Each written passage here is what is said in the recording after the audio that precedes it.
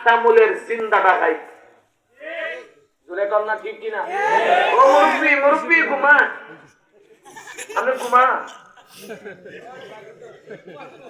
বাবাজি বাবা বাবা বাবা ঘুমায়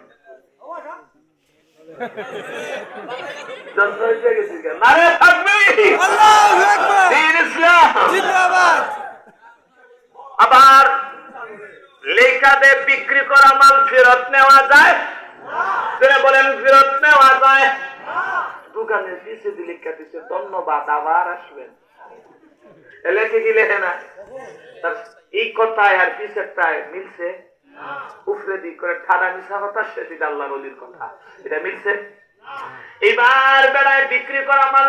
ফেরত যে নেয় না এটা স্লোগানের সাথে ম্যাচিং না খাওয়া এই গানে লেগছে ধন্যবাদ আবার আসবেন বেড়া এখন দেখতেছে কাপড় নিয়ে গেছে কয়েকদিন ফরাইয়া কয় তোর 14 গোষ্ঠী মাথায় দিয়ে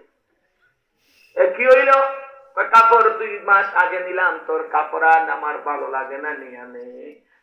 বিক্রি করা মাল ফেরত নেওয়া যায় না তুমি কি জানো না বলে জানি এইদিকে কান্দার মাঝে তোরা কই পিছের দিক দিয়ে এই গানে কি লেখছ ধন্যবাদ আবার আসবেন কি কথা লেখলে কেউ এমন ব্যবসায়ী নাই এমন ব্যবসায়ী নাই তুমি তো ইমাম আবু আজম আবু হানিফার মতো ব্যবসায়ী হতে পারো না ইমাম আজম আবু হানিফা জগৎ বিখ্যাত ইমাম আবু হানিফা রাহমাতুল্লাহি আলাইহি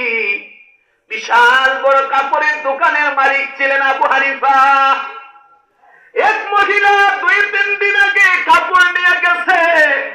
2-3 মাস আগে কাপড় নিয়ে যাওয়ার পর 2-3 মাস পরে আইসা আবু হানিফার নাকের কাছে কাপড়টা ছুঁড়ে দিয়া দিল আর ডাক দিয়া কয় রে আবু হানিফা তোর কাপড় আমি নিব না তোর কাপড় নিয়ে আনে রিটার্ন নিয়ে আমার টাকাটা দিয়া দাও ইমামে আজম আবু হানিফা বললেন ও মা বহুদিন আগে আমার কাছ থেকে কাপড় নিলেন এখন আবার দিয়া দিলেন কেন এবার মহিলায় কয় কথা কম তুই আমার টাকা দে তোর কাপড় ভালো লাগে নাই তোরে দিয়া দিলাম আমার টাকাটা দিয়া দে ইমাম আজমে কয় কি জন্য দিব মা একটু কারণটা তো দেখায়া দেন এইবার মহিলাটা দিয়া কয় তোর কাপড়ের মধ্যে ছিদ্র আছে ইমাম আজম আবু হানিফা কান্দে আর কয় হায় হায় কি ভুল করে ফেললাম